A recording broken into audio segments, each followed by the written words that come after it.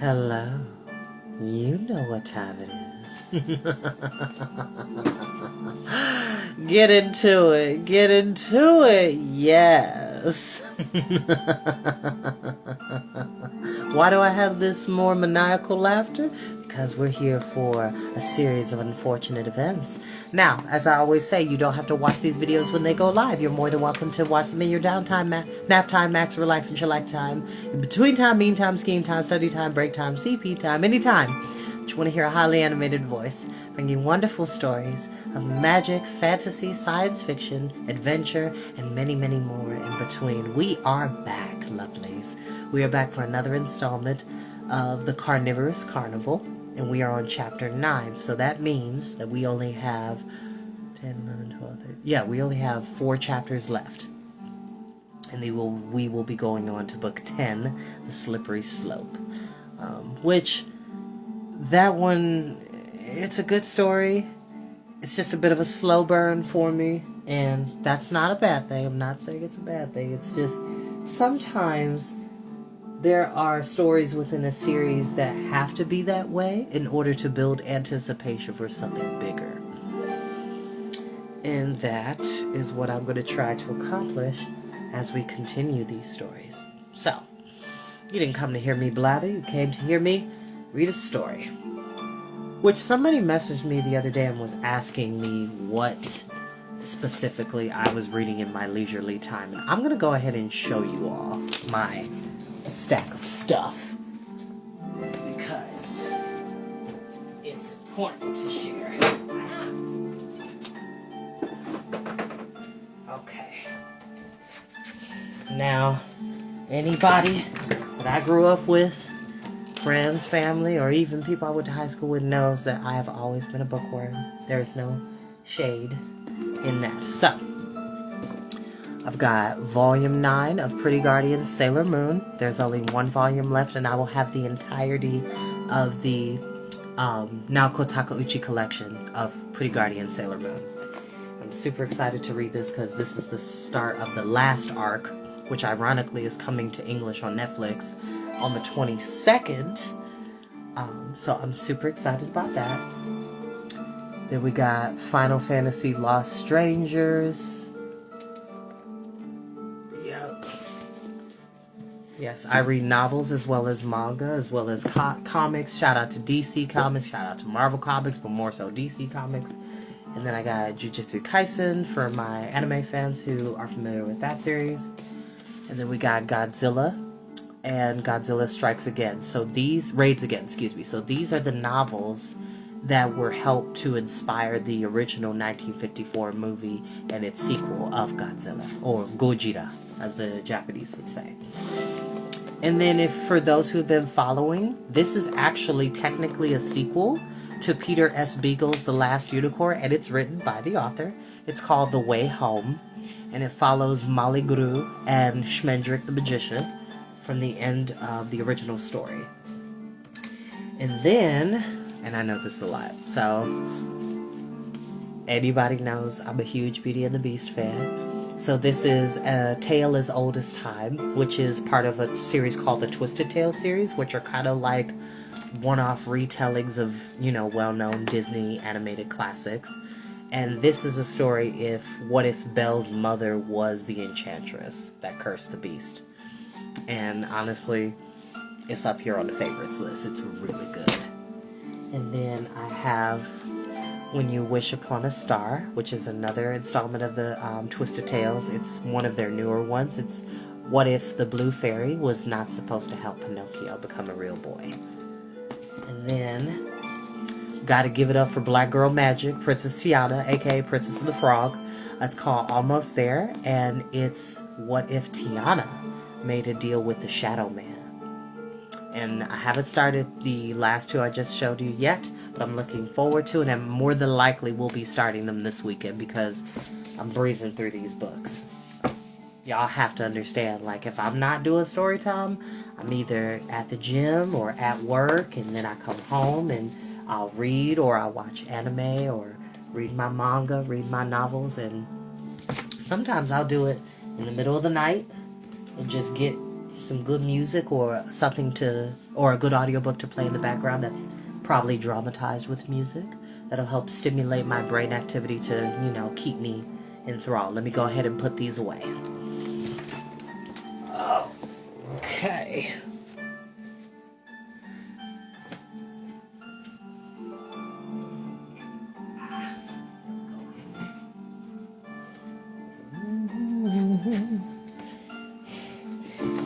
And no, my lovelies, I do not own the music that you are listening to in the background, which is brought to you by Harpsiboard. If you have time, please show her some love on her YouTube channel, Harpsiboard. So it's HARPSIBORED. Please. Now, without further ado, let's go ahead and begin with our story.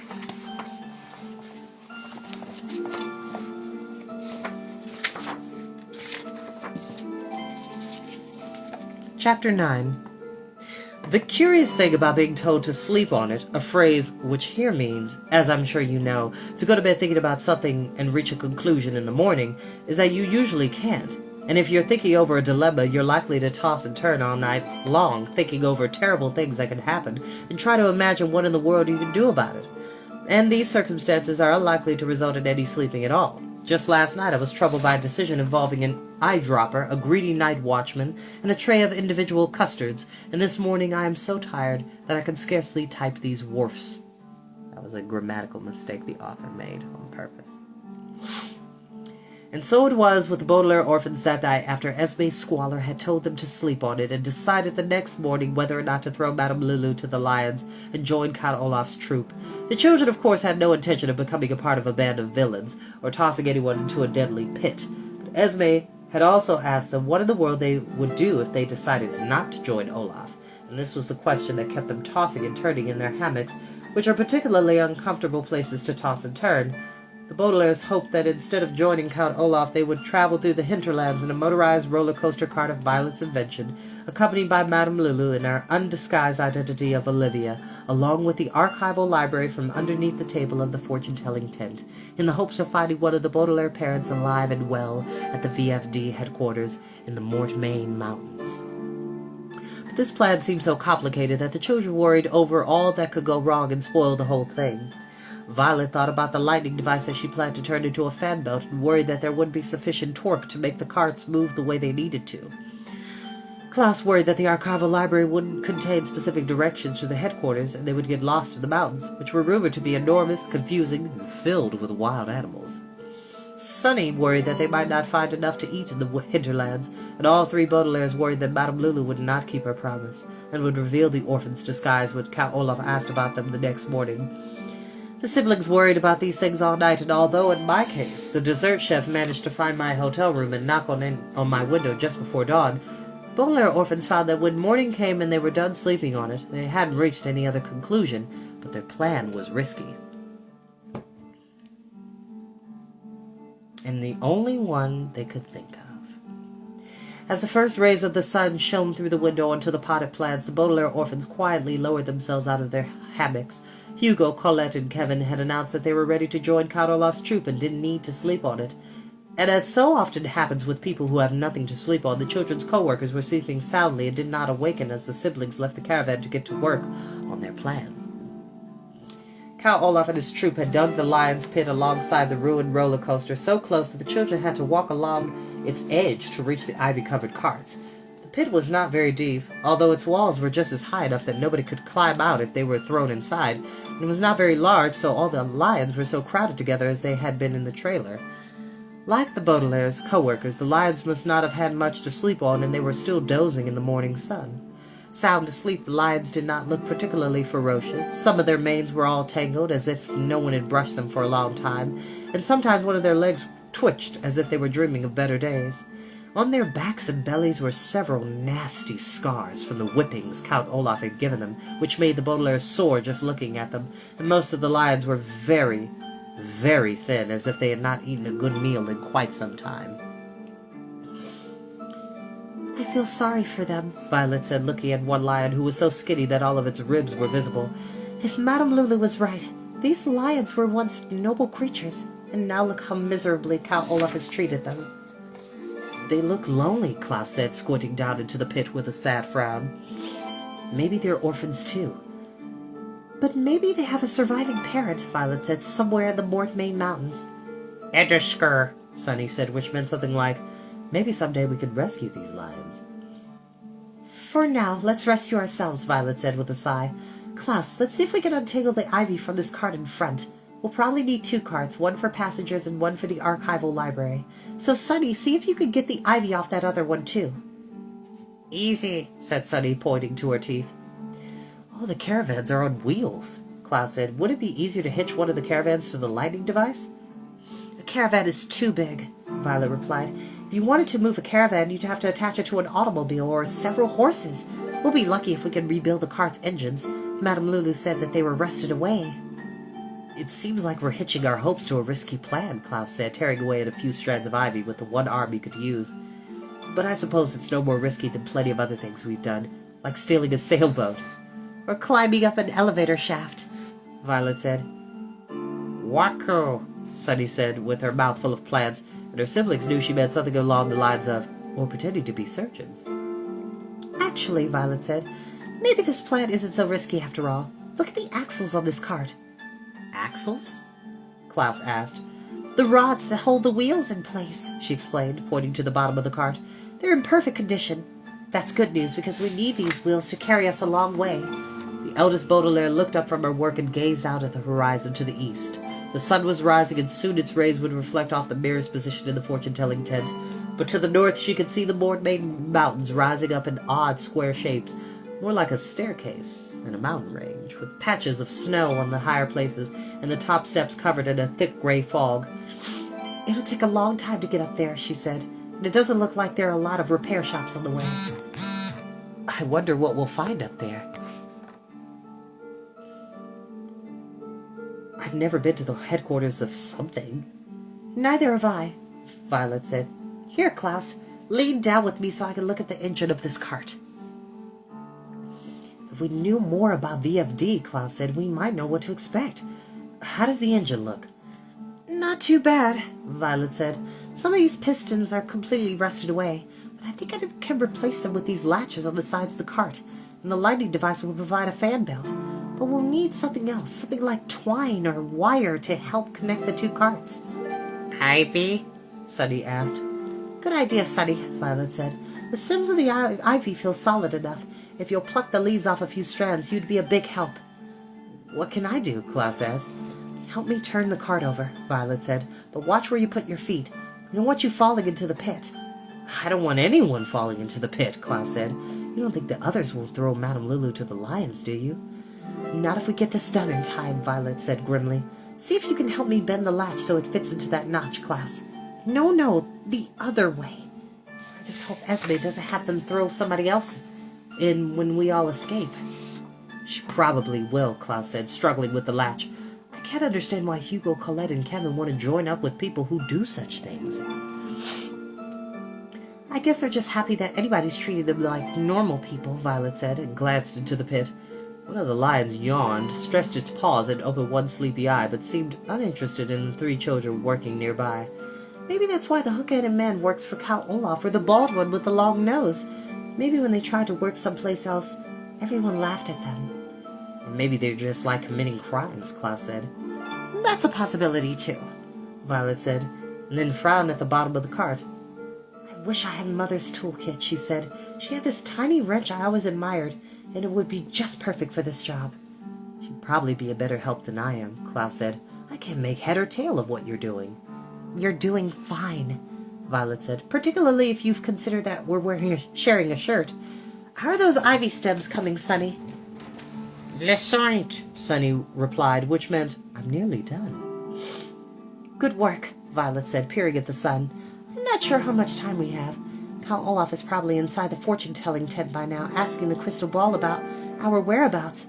I hope Madame Lulu keeps her promise and doesn't give him what he wants.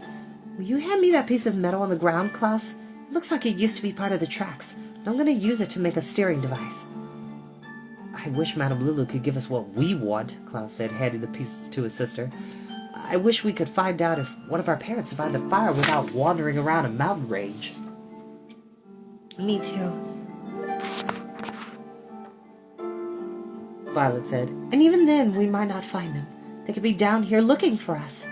Remember the train station, Klaus said? And Violet nodded.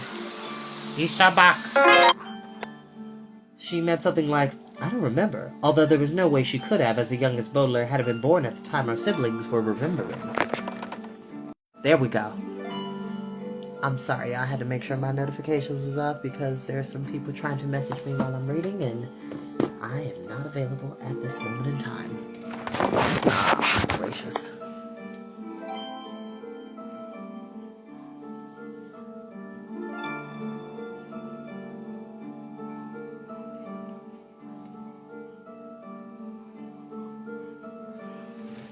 Oh, excuse me. Alrighty. Excuse me, sorry, y'all. The Baudelaire family had decided to go away for the weekend to a vineyard, a word which here means a sort of farm where people grow grapes for used in wine. This vineyard was famous for having grapes that smelled delicious, and it was very pleasant to picnic in the fields while the fragrance drifted in the air, and the vineyard's famous donkeys who helped carry bushels of grapes at harvest time slept in the shade of the grapevines. To reach the vineyard, the Baudelaires had to take not one train, but two, transferring at a busy station not far from Poultryville. And on the day that Violet and Klaus were remembering, the children had been separated from their parents in the rush of a transferring crowd. Violet and Klaus, who were quite young, decided to search for their parents in the row of shops just outside the station. And soon the local shoemaker, blacksmith, chimney sweep, and computer technician were all helping the two frightened children look for their mother and father. Soon enough, the Baudelaire family was reunited, but the children's father taught them a serious lesson. If you lose us, he said, stay put. Yes, their mother agreed. Don't go wandering around looking for us. We'll come and find you. At the time, Violet and Klaus had solemnly agreed, but times had changed. When the Baudelaire parents had said, if you lose us, they were referring to times when the children might have lost sight of them in a crowd, as they had at the train station that day, where I had lunch just a few weeks ago and talked to the shoemaker's son about what had happened. They were not referring to the way the Baudelaires had lost them now, in a deadly fire that it seemed had claimed at least one of their lives. There are times to stay put, and what you want will come to you. And there are times to go out into the world and find such a thing for yourself. Like the Baudelaire orphans, I have found myself in places where staying put would be dangerously foolish. And foolishly dangerous.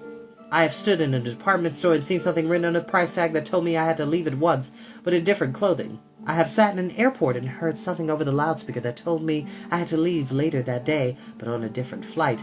And I have stood alongside the roller coaster at Caligari Carnival and known what the Baudelaires could not possibly have known that quiet morning. I have looked at the carts, all melted together and covered in ash, and I have gazed into the pit dug by Count Olaf and his henchmen and seen all the burnt bones lying in a heap, and I have picked through the bits of mirror and crystal where the fortune-telling tent once stood, and all this research has told me the same thing, as if somehow I could slip back in time, as easily as I could slip out of this disguise I am in now. I would walk to the edge of that pit and tell the Baudelaire orphans the results of my findings. But of course, I cannot. I can only fulfill my sacred duty and type this story as best I can, down to the last Worf word. It's W-O-R-F is what he wrote, because he's so tired from typing. Worf, Sunny said. When the Baudelaires had finished telling her about the train station, by wharf, she meant something along the lines of, I don't think we should stay put. I think we should leave right now. We can't leave yet, Violet said. The steering device is ready and the carts are firmly attached to one another. Without a fan belt, the engine won't work. We'd better go to the fortune-telling tent and dismantle the lightning device. Olaf? Sunny asked. Let's hope that Madame Lulu has sent him on his way, Violet said. Otherwise we'll be cutting it close. We have to finish our adventure before the show begins. Otherwise everyone will see us get in the carts and leave. There was a faint growl from the pit. The children saw that most of the lions were awake and looking around crankily at their surroundings. Some of them were trying to pace around their cramped quarters, but they only managed to get in the way of other lions, which only made them crankier. Those lions look hungry, Klaus said. I wonder if it's almost showtime. Acklick, Sunny said, which meant, let's move out. The Baudelaires moved out, walking away from the roller coaster and toward the fortune-telling tent. As the children walked through the carnival, they saw that quite a few visitors had already arrived, and some of them giggled at the siblings as they made their way.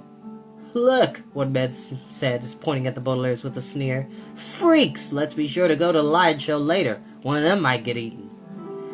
Oh, I hope so, said his companion. "I didn't come all the way out here to the hinterlands for nothing." "The woman at the ticket booth told me that a journalist from the Daily Punctilio is here to report on who gets devoured," said another man who was wearing a Caligari Carnival t-shirt he had apparently purchased at the gift caravan. "The Daily Punctilio?" cried the woman who was with him. "How exciting! I've been reading about those Baudelaire murders for weeks. I just love violence." "Who doesn't?" the man replied, "especially when it's combined with sloppy eating."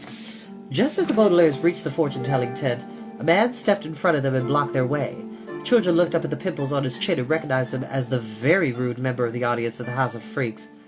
"Why, look who's here," he said. "It's Chabo, the wolf baby, and Beverly and Elliot, the two-headed freak." "It's very nice to see you again," Violet said quickly. She tried to walk around him, but he grabbed the shirt she was sharing with her brother. She had to stop so he wouldn't tear the shirt and reveal their disguise. "What about your other head?" Pimple Man asked sarcastically. "Doesn't he think it's nice to see me?" "Of course," Klaus said. "But we're in a bit of a hurry, so if you'll excuse us—" "I don't excuse freaks," the man said. "There's no excuse for them. Why don't you wear a sack over one of your heads so you look normal?" Sunny said, baring her teeth at the man's knees. "Please leave us alone, sir," Violet said. "Chabo is very protective of us, and might bite you if you get too close." "I bet Chabo's no match for a bunch of ferocious lions," the man said. "I can't wait until the show, and neither can my mother." "That's right, dear," said a woman who was standing nearby. She stepped forward to give the Pimple Man a big kiss. The Baudelaires noticed that Pimple seemed to run in the family. What time does the show start, freaks?" "The show starts now."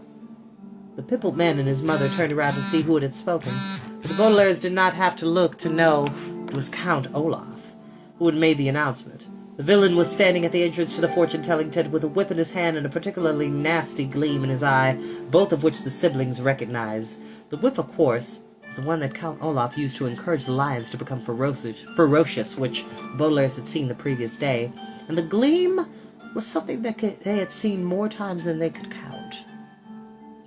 It was the sort of gleam someone might get in the eye when they were telling a joke, but when Olaf looked at people that way, it usually meant that one of his schemes was succeeding brilliantly. "The show starts right now," he announced again to the people gathering around him. "I've just had my fortune told, so I've gotten what I wanted." Count Olaf pointed at the fortune-telling tent with his whip, and then turned around to point at the disguised Baudelaires as he grinned at the crowd. "Now, ladies and gentlemen, it's time to go to the lion pit so we can give the rest of you what you want."